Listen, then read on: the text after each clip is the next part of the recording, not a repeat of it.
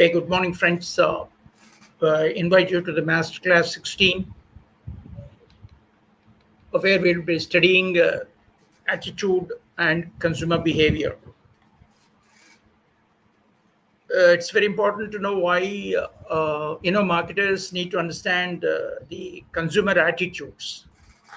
Before we go in for a clear explanation of why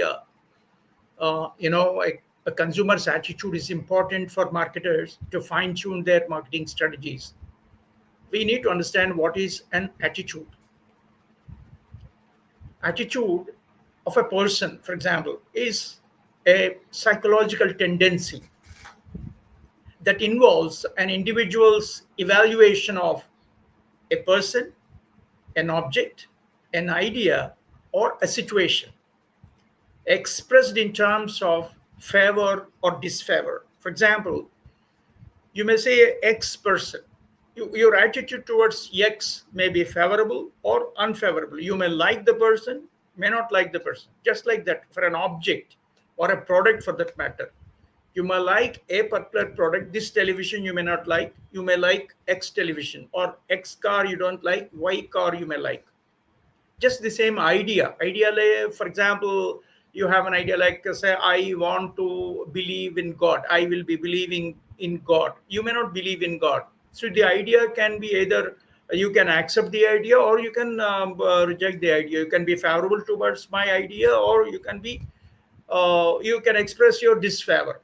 Same is with reference to situation and all that. So the attitude is something like your psychological tendency, and it will be expressed in terms of either favorableness or unfavorableness or disfavor. So now it influences. Okay, what is the magic of attitude? Yes, it influences how we think, feel, and behave in various situations. Say, for example, consider a consumer's attitude towards eco-friendly products. Some people are a positive attitude, favor towards eco-friendly products, because we want to keep our home planet live. We don't want to disturb our planet as such. So they're with a very strong attitude towards eco-friendly. So when this behavior is there, we say they're having a strong attitude. That's the meaning of attitude. So some consumers strongly prefer sustainable and biodegradable products because they are environment friendly. Clear to you? So that's what it meant by an attitude. Let's examine what are the components of attitude and all that a little later. So once you have a positive, belief that the products can help protect the environment, that is your cognitive development of an attitude. It goes in the mind that you believe that this kind of, sustainable, biodegradable products will help save the planet. You think like that. That is the cognitive component. Clear to you? Right. Second, the belief creates a positive emotional response. That means you favor any a product which is eco-friendly.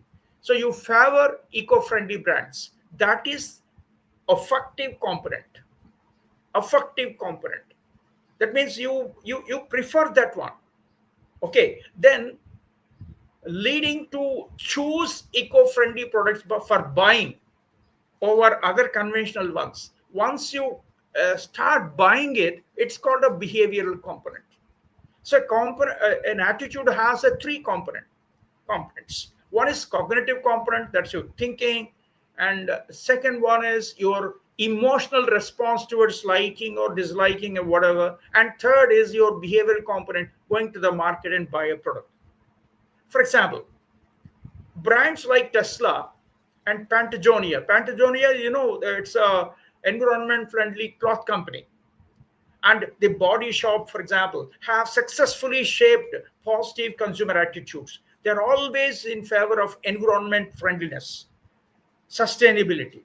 So they always capture consumers' positive attitudes in that.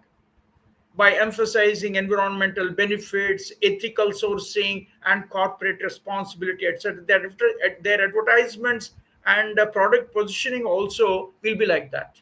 So always consumers will have a positive attitude towards these kind of products, like Tesla cars, environment-friendly electric vehicles. Patagonia is with reference to cloth, environment friendly cloth company. So let's look at that. So the components of attitude we have just now talked about is ABC model, it is called. The ABC model of attitude explains the attitude is made of three interrelated components. Just now I was talking. Affective component is emotions, how we feel about something when you look at it. Behavioral component is actions, how we act based on our attitude. Cognitive component is the belief and thoughts, what we think about something. So it's in seriatim, it is cognitive component, affective component, and behavioral component. If you take in a serial order, what we think about something is your cognitive component of an attitude. Then how you feel about something with regard to that is your emotion. That's your affective component. And behavioral component is how you behave, how you act with that attitude as such. So this is called ABC model, popularly known as ABC model. Let's take an example. Attitude towards fitness. You want to be physically fit, healthy, and all. Let's consider a person's attitude towards fitness and regular exercise. I've already told you.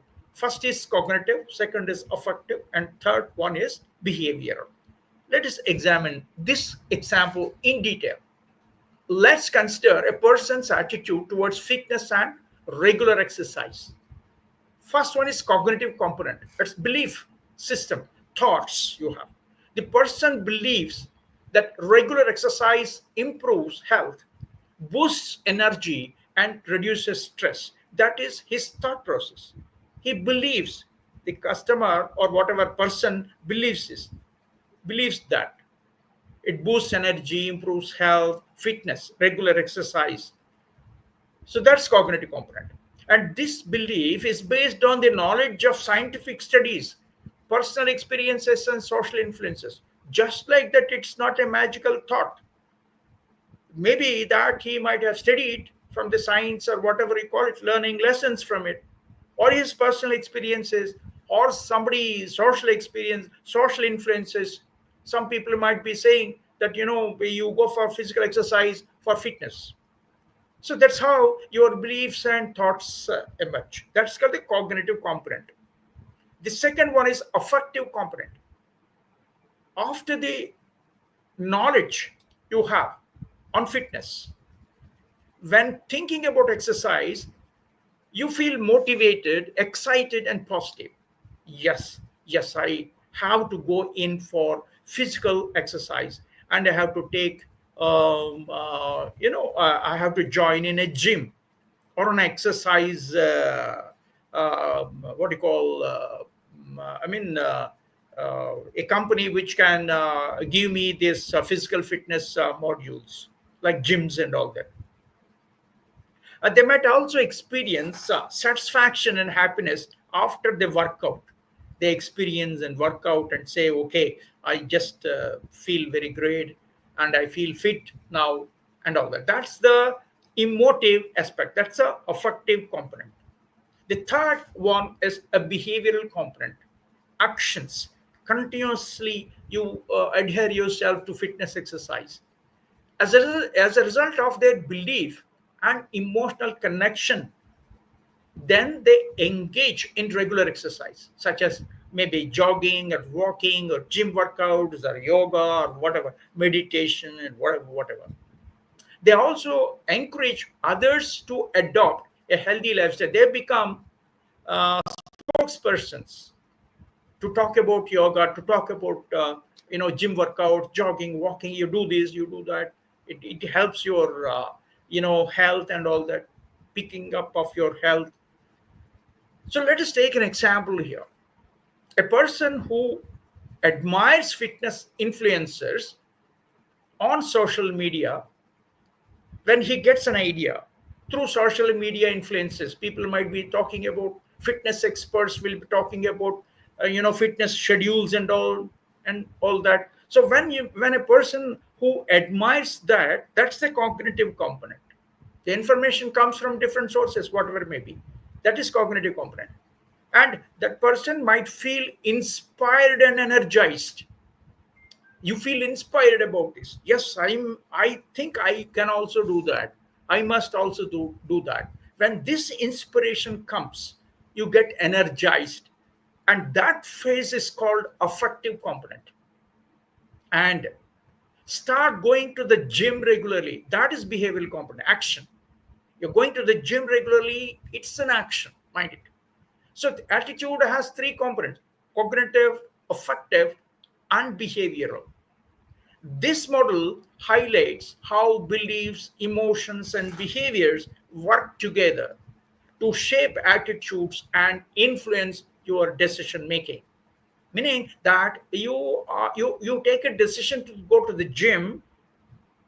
Before that is your inspiration towards that energized exercises, and before that is your influences from the media, or no, you get the influence from reading books or from others, or what a cognitive comes. So here are the three aspects here: cognitive component, affective component, and behavioral component.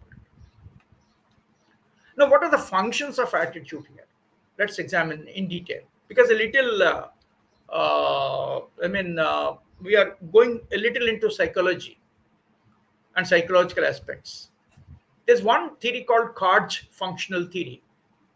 Daniel Carge proposed that attitudes serve four key functions. What are they? They help individuals to interact with the world in meaningful ways. See, when you're born and start living in a society, in a physical world as such, so these attitudes serve four key functions uh, that can help any individual to interact with the world in a meaningful ways. One is utilitarian function, meaning that it helps us to gain rewards and avoid punishments. Because you see, when you want to join a gym, you get a reward, not a punishment as such. So that's a utilitarian function. You take a product and for the use, so you will be getting a reward, not a punishment. The second, ego defensive function. It protects self-esteem and personal insecurities. Say, for example, if you want to go to the gym and go for workout, it helps you to protect your self-esteem, and you come out of your personal insecurity of health problems or whatever. Third is value expressive function. That means it allows individuals to express their core values and identity. Now you have a positive attitude towards gym workout and all that. It allows to express their core values and identity. And for knowledge function, it helps us to understand, interpret world around us. Now you start looking at different things and try to understand, and that's the knowledge function. There are four functions here: utilitarian function, ego defensive function, value expressive function, and knowledge function. This is what Carge functional theory is all about. Let's take an example again. A consumer buying a luxury brands for social status. This is value expressive function, because you want to express your social status. That's why you buy a luxury brand. Many consumers purchase luxury brands like Gucci, the garment company, or Rolex wristwatches, or Mercedes Benz cars, not just for quality, but to express their personal values and social identity. That's the expressive, see, value expressive function. So value expressive component, the customers sees luxury brands as reflection of success, status, and personal achievement. Let's look at emotional impact. Owning these brands makes them feel exclusive, confident, and recognized by the society. That's the emotional impact. What is the behavioral outcome? Yes, we want that behavioral outcome. As a marketer, we want the behavioral outcome from the individual. They consistently buy and showcase luxury products, aligning their purchases with their social and professional identity. So they come to the market and buy all status oriented products, luxury brands as such. So marketer wants this kind of a thing, behavioral outcome. Yes. Let's look at some real case study. A famous entrepreneur like Elon Musk or Jeff Bezos drives a high-end electric car, Tesla, not only for its technological superiority, but also to project an innovation, an image of innovation, wealth, and sustainability. So this kind of a thing demonstrate how attitudes influence buying behavior, and the value expressive function plays a key role in consumer decision making. So that's why we want a positive consumer attitude towards a product. So to try to influence them, right, through celebrities, through social media, whatever you call it, by product positioning and all. So you create a value expressive function in the mind of the consumers, and this plays a key role in consumer decision making. That's what we want. Let's examine further into the concept of attitude.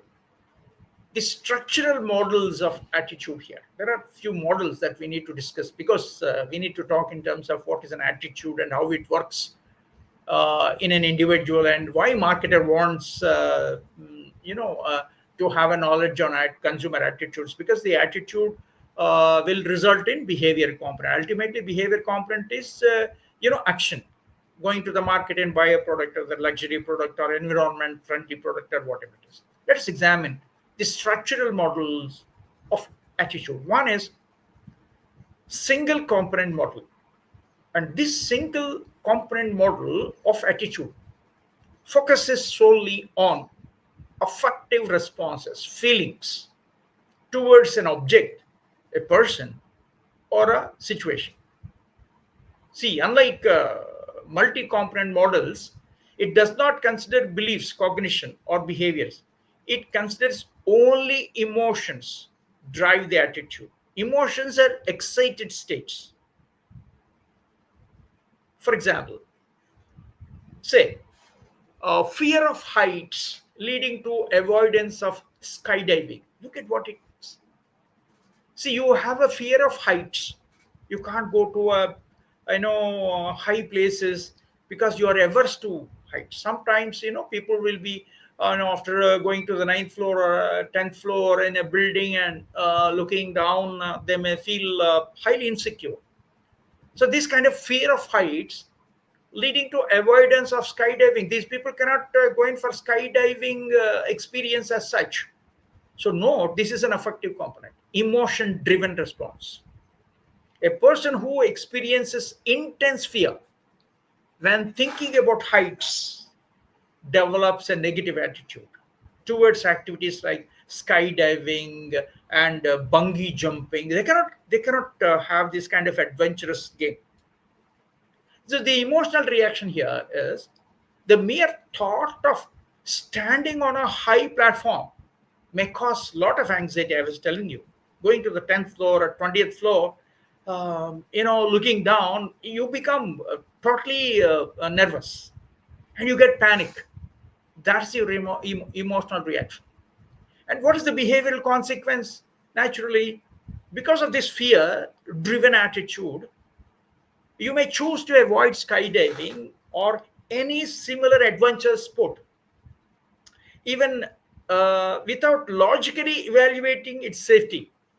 All skydiving and bungee jumping things have a safety mechanism, but you don't find that kind of a thing because that you don't find at all. You cannot examine the logic of evaluating its safety because you have a emotional reaction. That's Let's examine again another real life scenario. Many people develop some kind of phobias, like fear of snakes or fear of public speaking, fear of flying. Sometimes, people may not even take flights to travel because the fear of flying based on purely emotional reactions rather than rational thought. Note. So their attitudes are shaped only by emotions, reinforcing avoidance behavior without deeper analysis. They just don't go in for any sort of deeper analysis. They are guided by their emotions, and this model highlights how strong emotional responses can shape attitudes even without conscious thought of logical thinking. So this is what we said about a single component model called affective responses on based on emotions. Then dual component model of attitude. Let's examine the second model, dual component model of attitude. The dual model component here, dual component model suggests that the attitude consists of both affective, emotional, as well as cognitive, logical. You think also. Let's examine. It recognizes that attitudes are formed through a combination of one, a cognitive aspect, beliefs and knowledge, what we logically think or how know about something clearly, logic, knowledge, gain knowledge. Second is affective aspect, emotions and feelings. How do we feel about the things? So this model highlights that both thought process as as well as emotions work together to shape our overall attitude towards either the person or the object or the idea or the situation.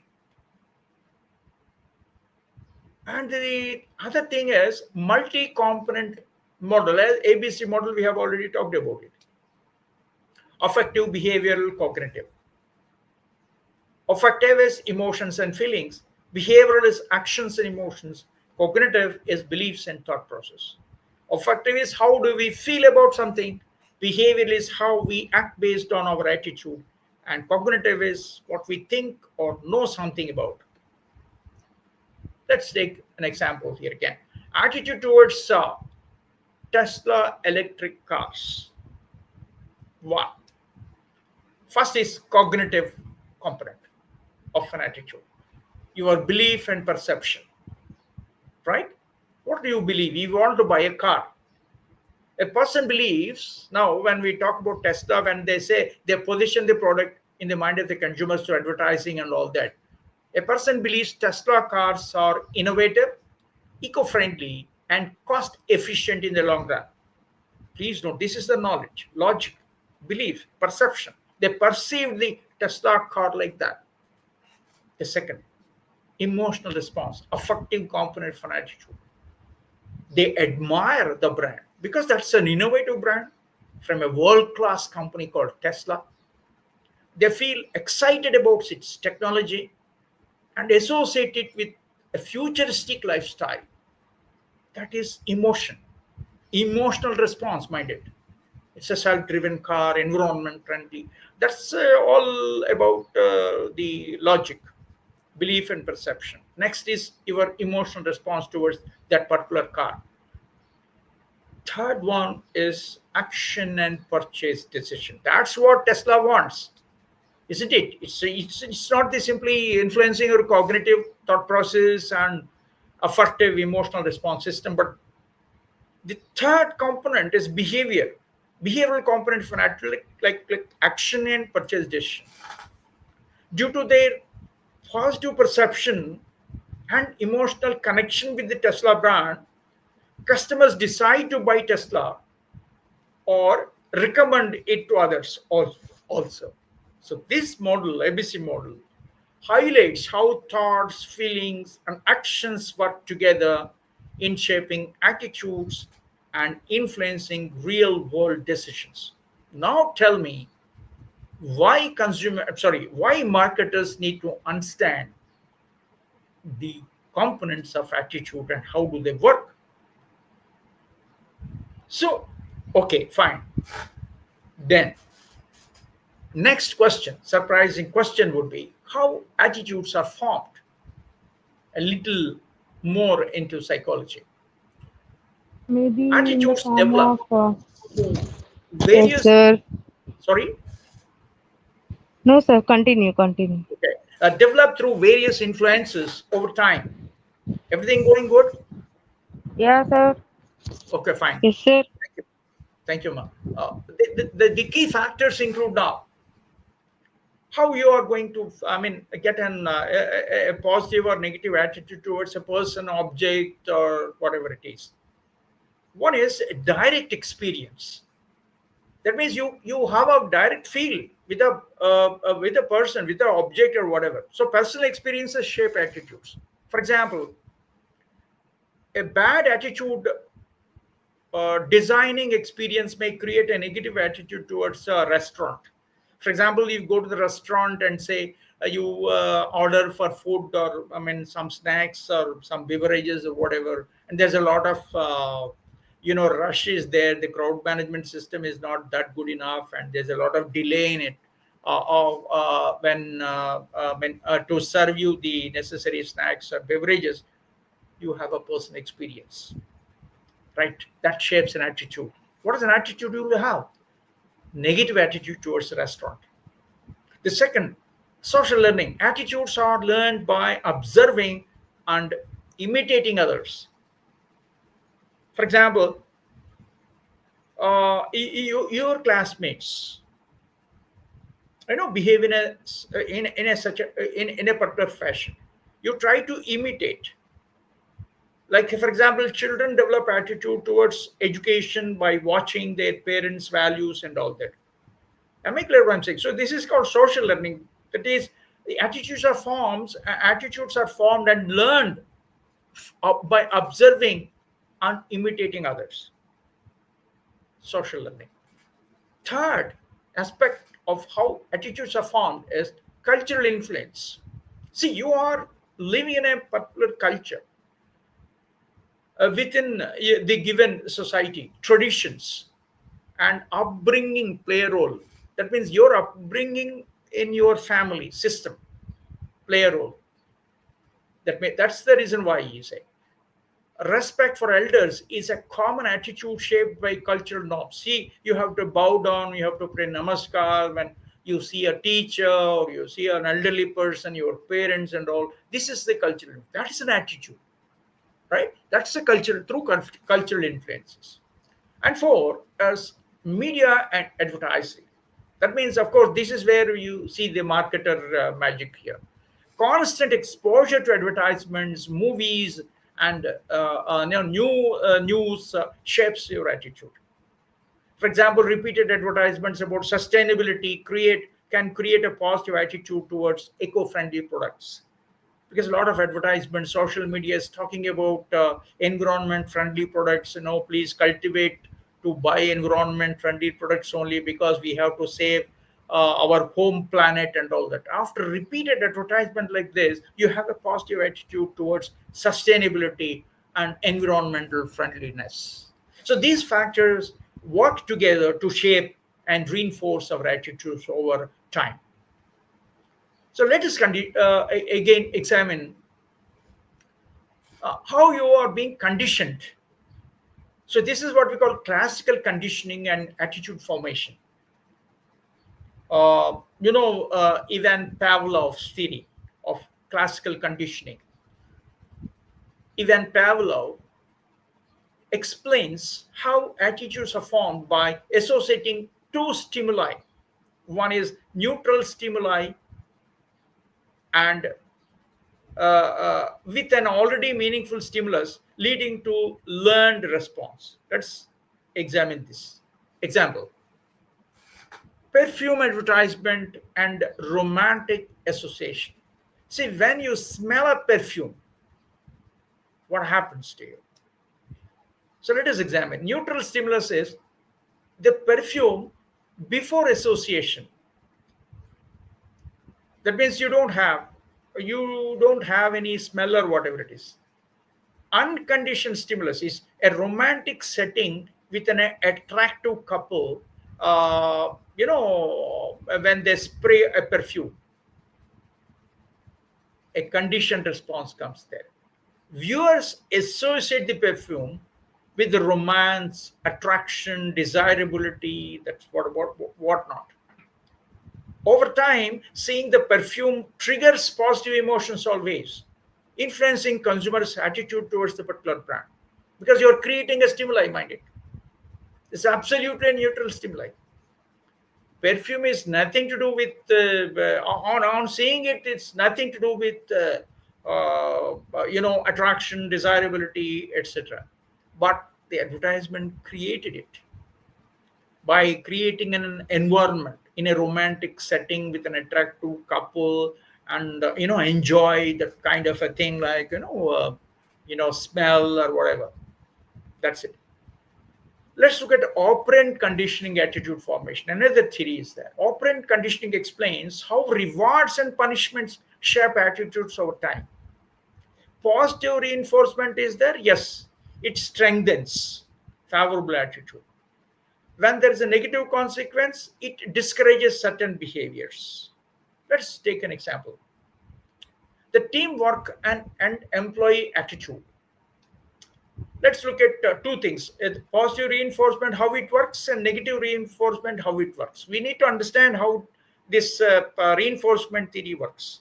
I mean, this what you call operant conditioning theory works here. In case of positive reinforcement, employees who receive recognition, bonuses, promotions, and teamwork development and all that have a positive attitude towards collaboration, towards that particular company, to work together. Exactly opposite happens. This is called negative reinforcement. If employees face penalties, criticisms, and poor work scenarios and all that, they learn by value teamwork, and they don't learn, so they don't recognize the value teamwork, and that's negative reinforcement. So through repeated rewards and consequences, attitudes towards workplace collaboration become stronger and more ingrained. If not, there is a negative reinforcement. Same thing happens in case of products in use.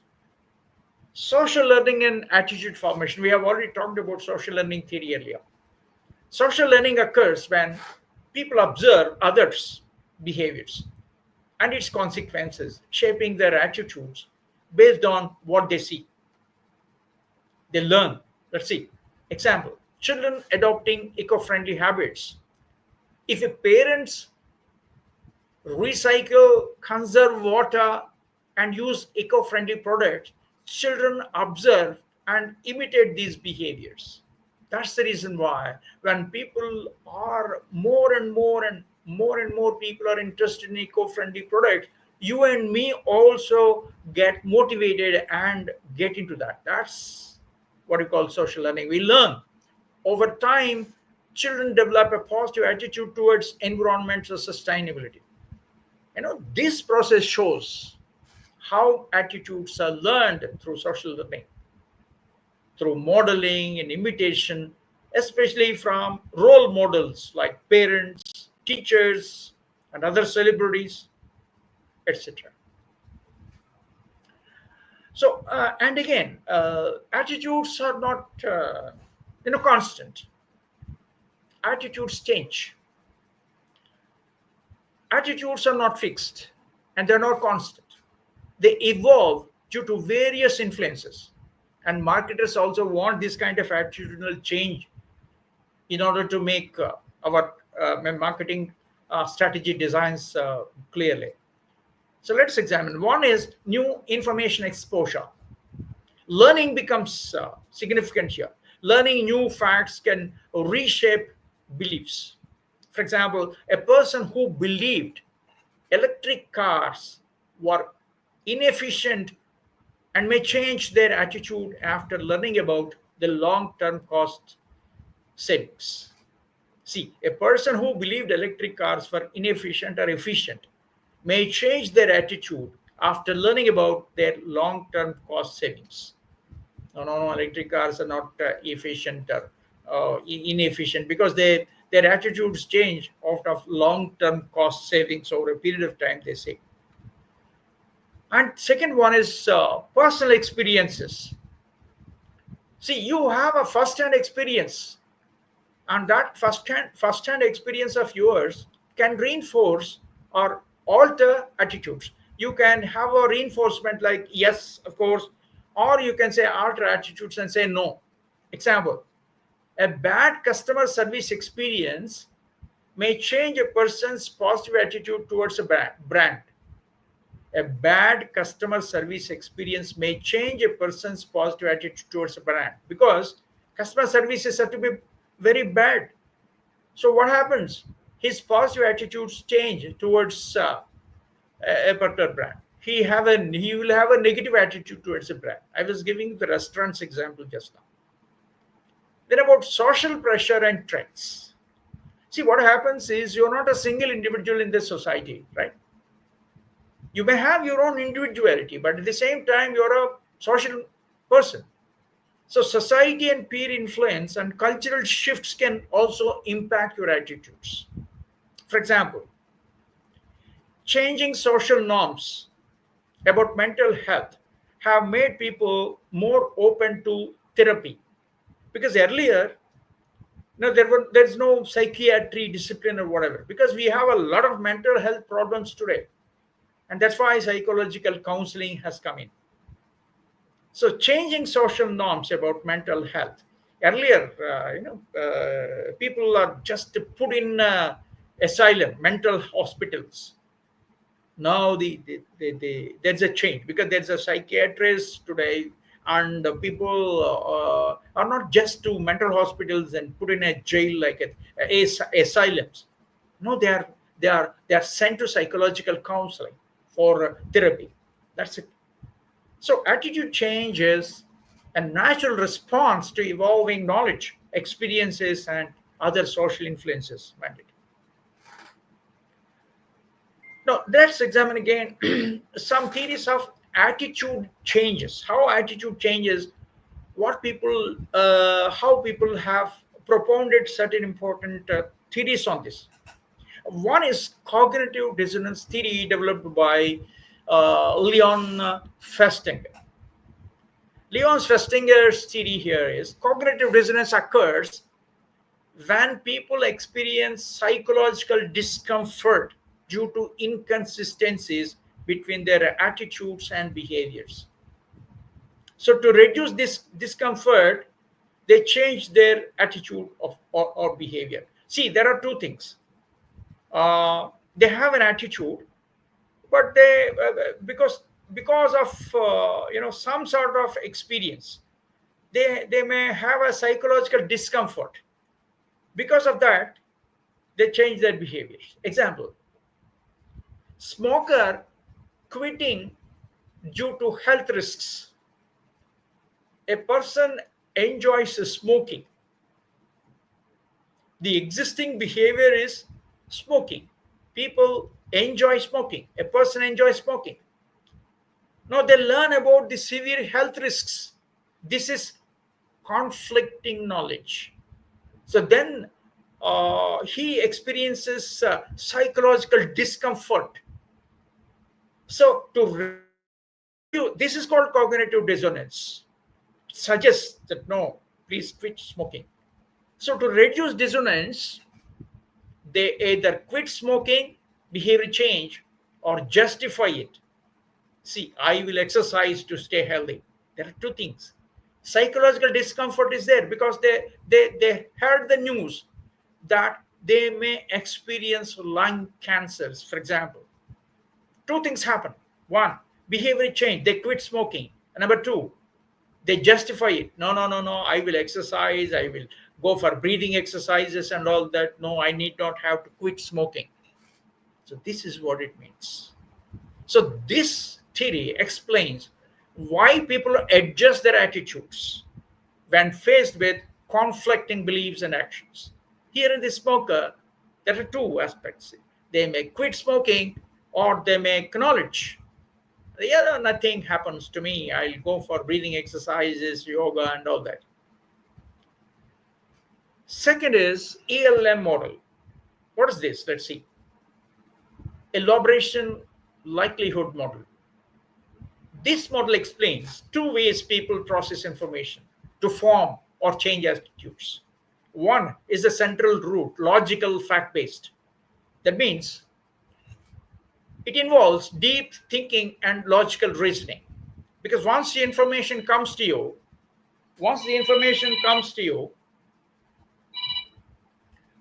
you will examine, logically think, and examine your logical reasoning in that.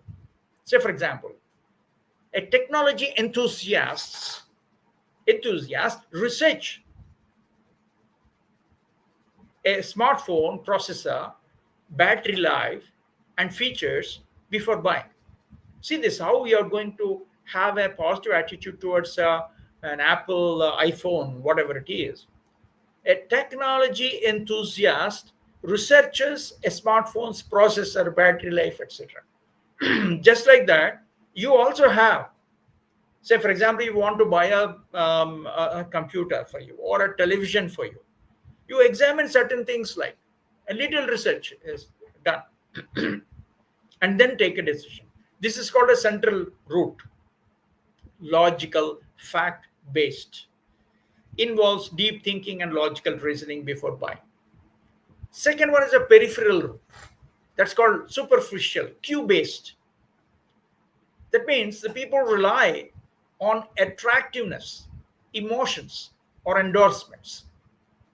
For example, a casual buyer who do not want to research and do not want to evaluate product information, just like that, you are a casual buyer, chooses a smartphone because a celebrity or influencer endorses it, just because Virat Kohli or a famous cricketer endorses it, or just because the shape is just good, the color is just good. No, you don't want to look at the smartphone features and the technology inside. So this kind of thing, this route taken depends on motivation and ability to process information. Now, there is one more aspect when we talk about how we need to persuade people to change their attitudes. We need to understand what are the persuasion techniques here. There are certain principles developed by Siley. There are six principles to explain how attitudes can be influenced through persuasion. That means because we create a market information, right, like advertisement and all that, can you change? Can you persuade the consumer? The answer is yes. Let's examine how these persuasion techniques work. Six principles we are going to discuss. One is reciprocity. People feel obligated to return favors. For example, you give a product sample. Don't you think that there is an increase in the purchase? There is a likelihood of increase in purchase? The answer is yes, because people, of course, it's a absolutely ethical aspect of it. If you are given a product sample for a trial, there's every chance for you to buy that particular product.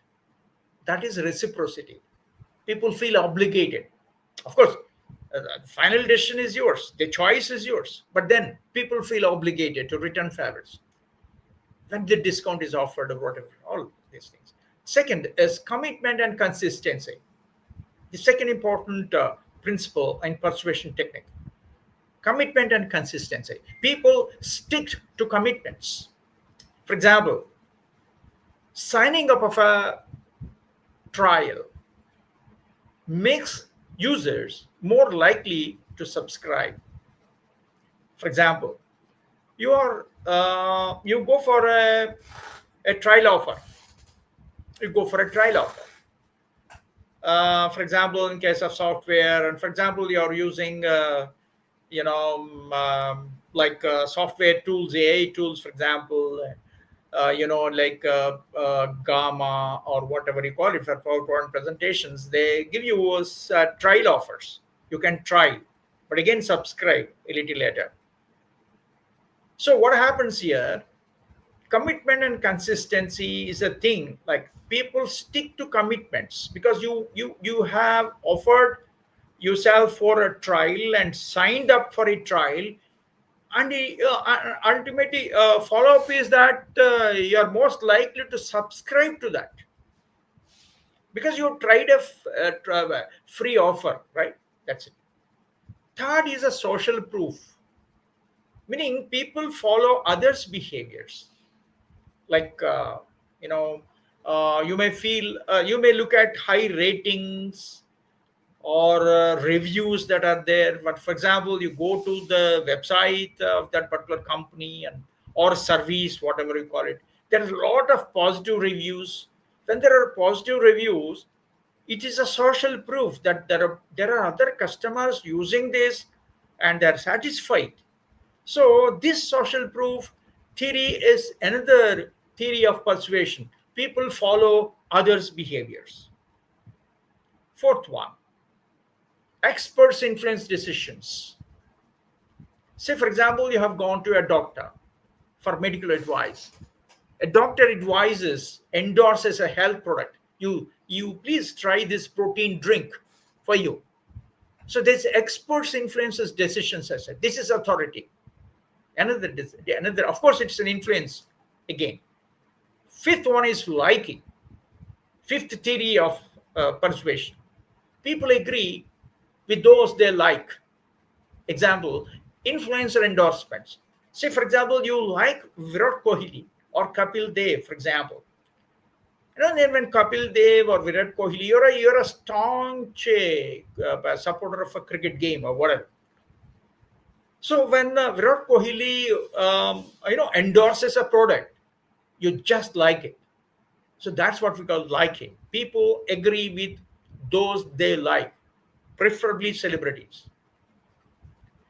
Sixth principle is scarcity.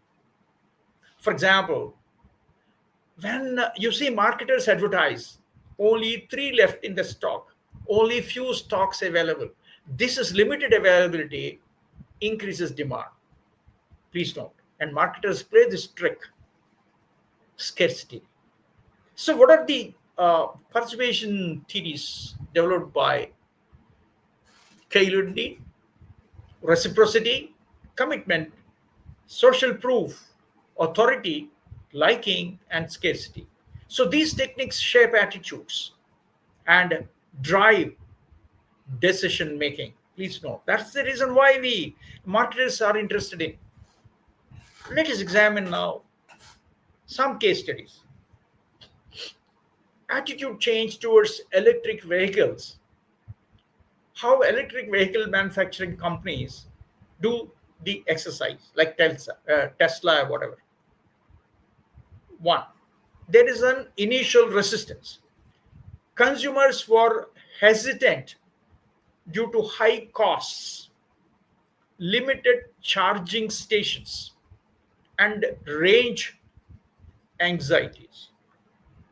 Because if you want to buy electric vehicle, it costs more because the technology is upgraded, because it's an environment friendly technology. Number two, you have petrol stations, pumping stations everywhere.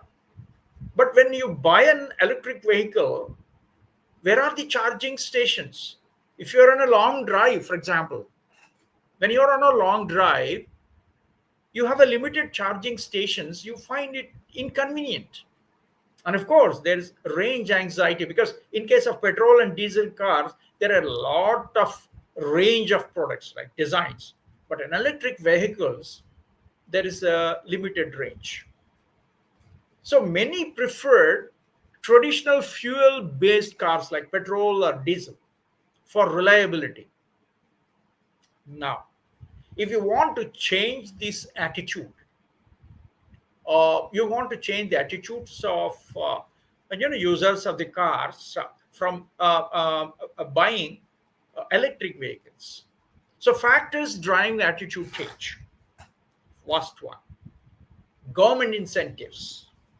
There are a lot of tax benefits, there are subsidies, and charging infrastructure improvements over the roads made EVs, electric vehicles, more attractive.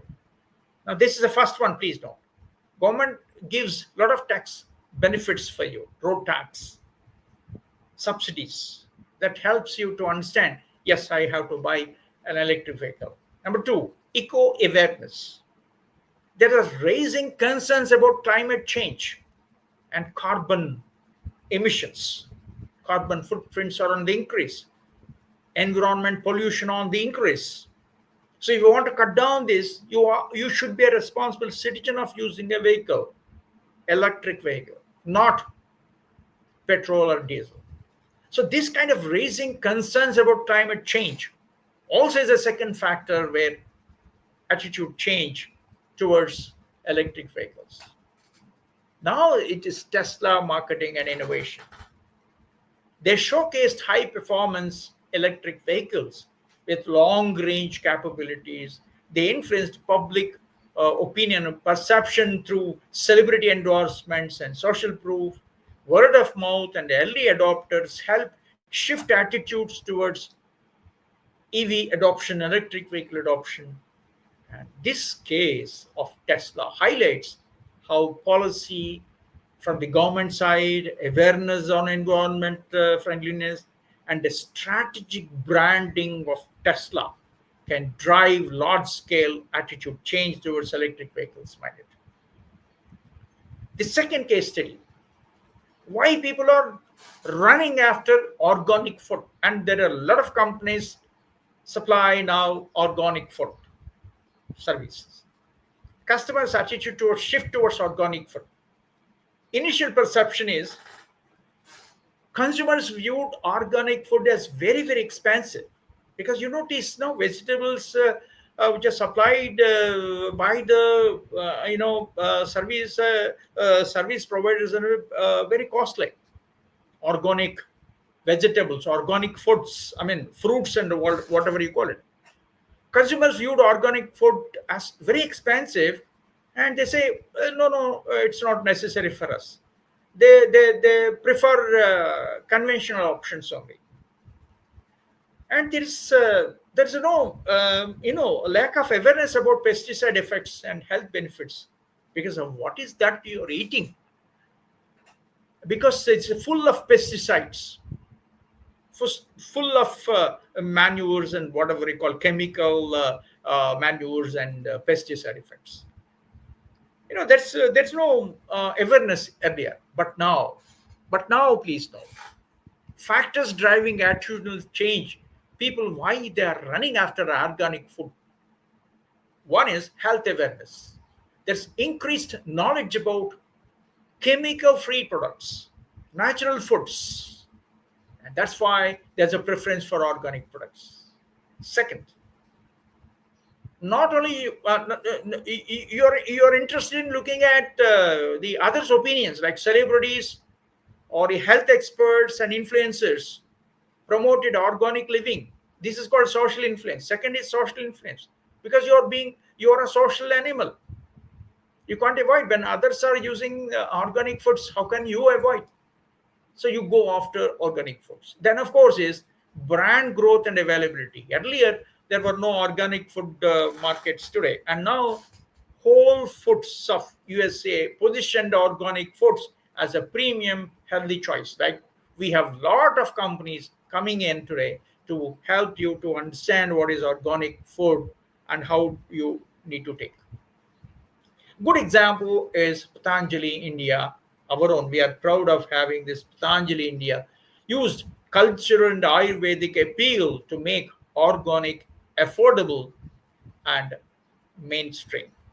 So this case demonstrates how education, branding, and social influence reshape consumer attitudes. Because we're talking about how consumer attitudes change.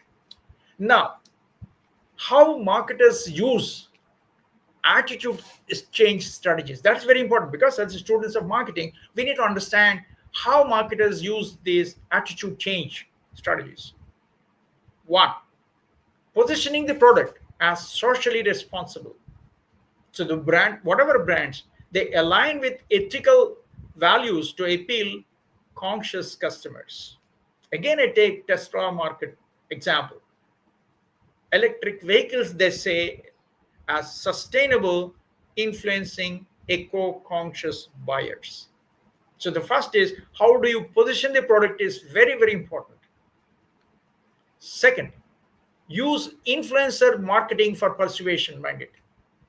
You use celebrities, social models, and whatever you call it, and film personalities, sports personalities as celebrities, and advertise in social media like Instagram or Facebook or whatever. Advertisements, influencers promote products to build trust and reliability. Example, fashion brands partner with influencers to drive trends. Right? You create a market, and you know how you can boost up the sales. See, third one is Nike's Colin Kaepernick campaign. Nike is supported take a knee movement promoting social justice, that they walk or run. This bold stance resonated with socially aware consumers of strengthening brand loyalty. That's why Nike is considered to be the extraordinarily good brand. So this kind of strategies show how attitude change drives brand perception and consumer behavior. Very, very important for us. So, what are the key learning from this session is one is attitude shape decisions and behaviors in personal and professional life minded. And they form through learning, experience, social influences like media, culture, and other role models influence. And attitudes change through persuasion, cognitive dissonance, elaboration, looking at different things differently, influencing marketing and leadership strategies. And, the practical applications in business and marketing and leadership help organizations drive consumer preferences and employee motivation, like whatever you call it. So the final thought, what we would like to look at is why attitude matters for marketers. A very important quote I can give. Ziegler's quote: "Your attitude, not your aptitude, will determine your altitude." So attitude matters. Success is not just about skills, but about the right mindset, resilience, and adaptability. So that's why how people think and have their own attitudes are very important. And for product marketing also, this kind of understanding of attitudes and the process of changing attitudes is said to be very, very important here. So the marketers need to understand very clearly how the things mean for them. That's the thing for today.